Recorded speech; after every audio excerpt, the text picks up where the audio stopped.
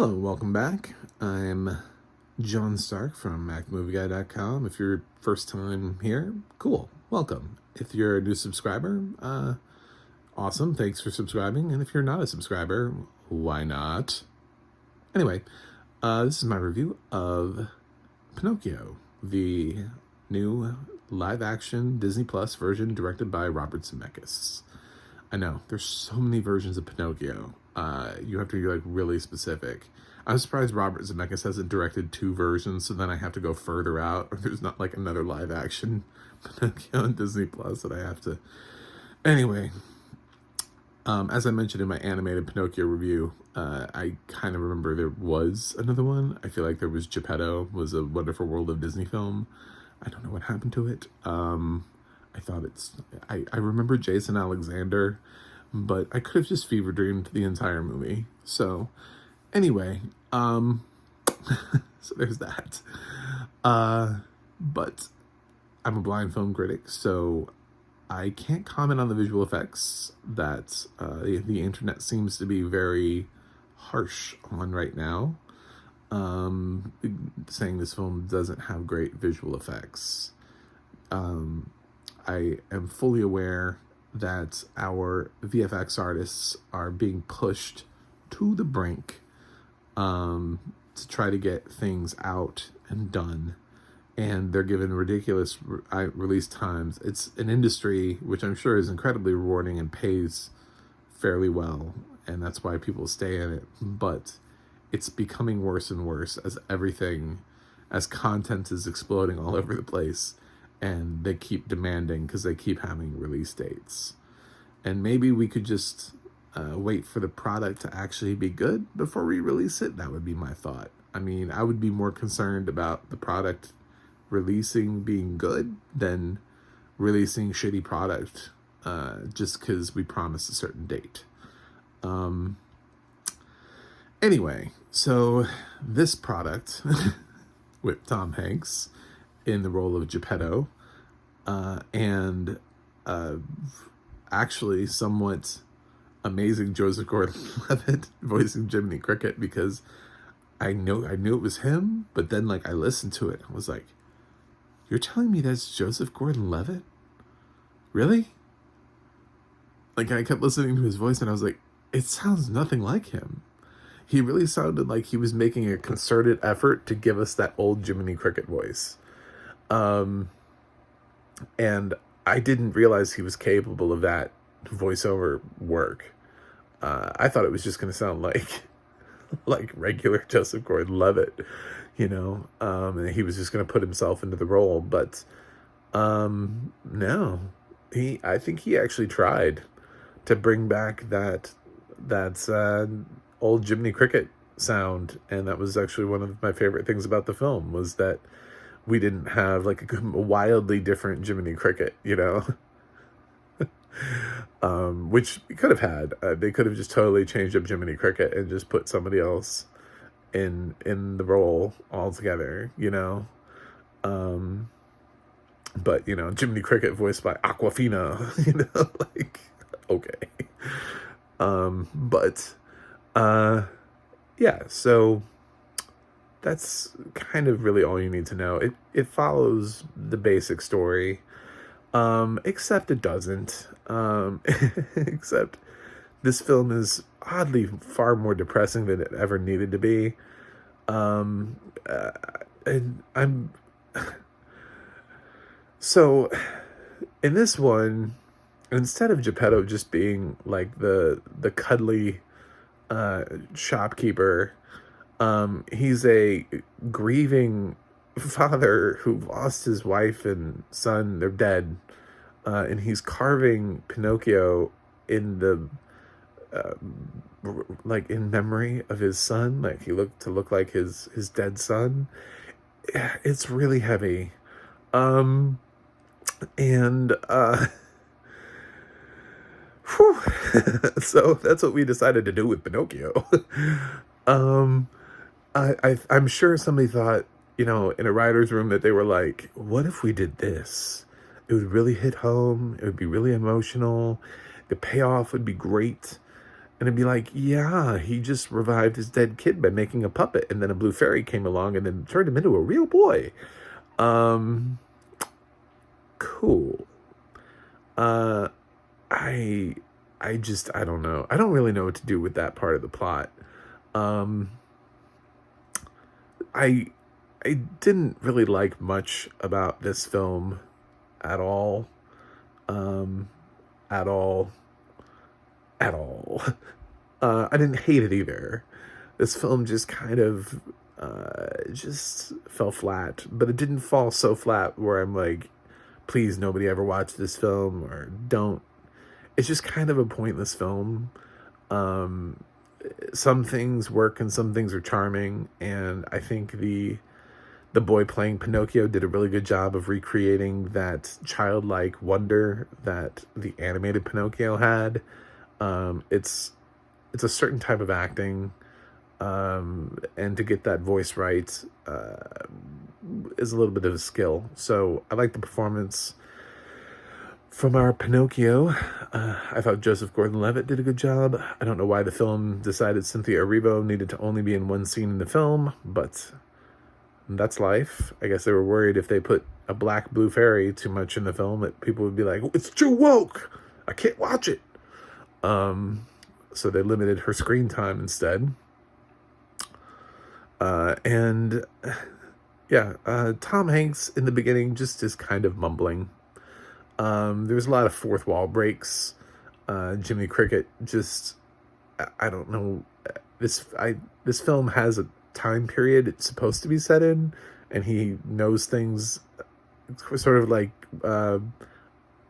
Genie knew things that were not remotely related to the time period in which the film was set.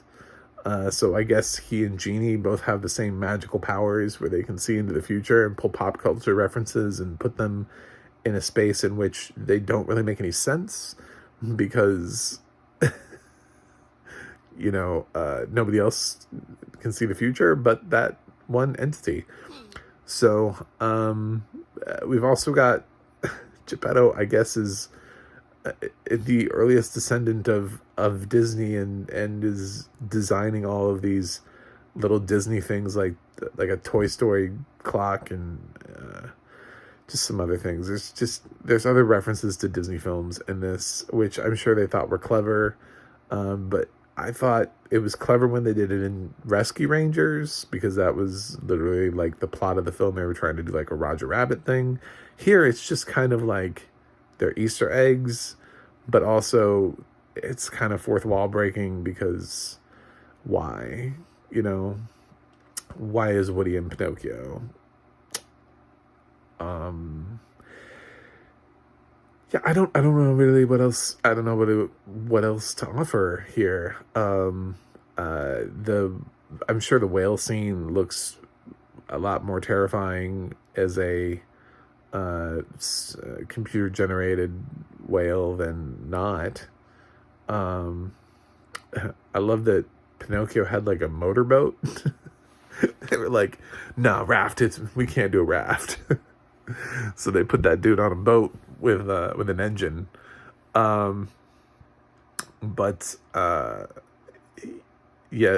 There's some stuff. I don't want to just totally spoil everything. I'm just going to say that it tries to stay within the confines of the original Pinocchio, but it also tries to define itself. It tries to do both, and it really doesn't succeed at either.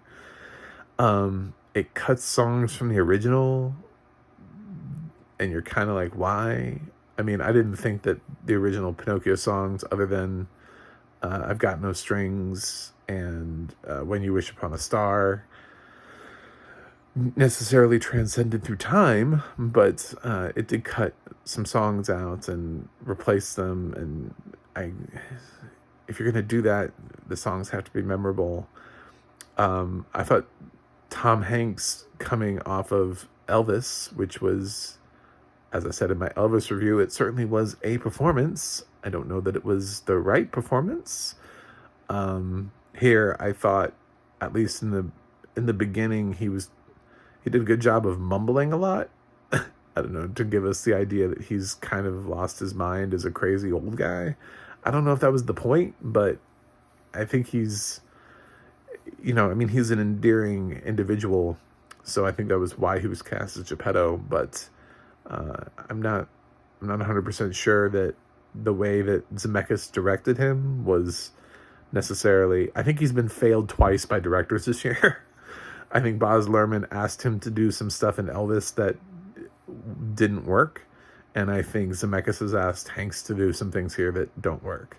So I don't think Hanks is a bad actor. I just think the directors don't understand what it is that they want from him. So that's my review of Pinocchio. I would say, oddly enough, my favorite thing about it was Joseph Gordon-Levitt's voice work. Not the writing of Jiminy Cricket, just his attempt to try to make a voice that sounds similar. He doesn't nail it. Similar to that of the original Jiminy Cricket. So, it's going to be divisive, and a lot of people don't like it. So, yeah.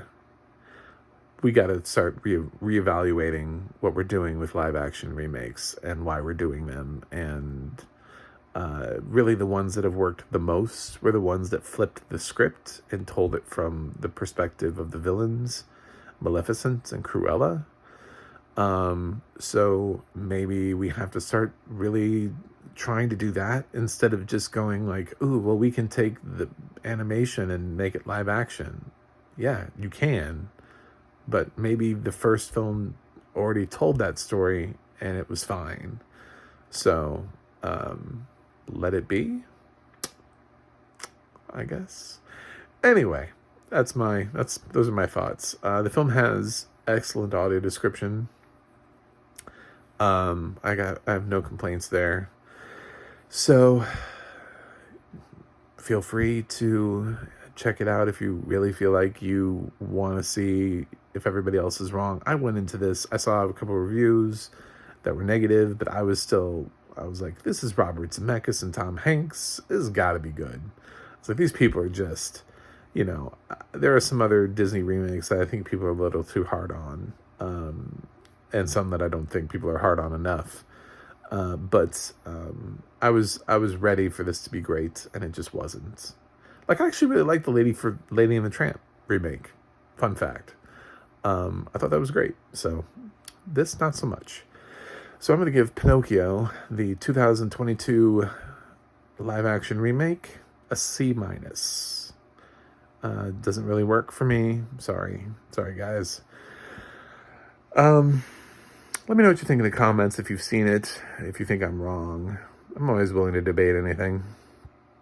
I know I seem depressed. It's because I am. I really wanted this movie to work. I'd been looking forward to it. Stupidly looking forward to it. And I'm just depressed that it wasn't very good. So, you can check out my website, macthemovieguy.com, for more reviews. You can go to the Audio Description Project, adp.acb.org, for more movies and where you can watch them with audio description. And the adna.org will let you know who's describing what. It's like IMDb for narrators that crowdsource it and make them themselves because they're not allowed to be on IMDb. Thanks for sticking with me on this interview, and I gotta go review something else, so I'll see you on the other side.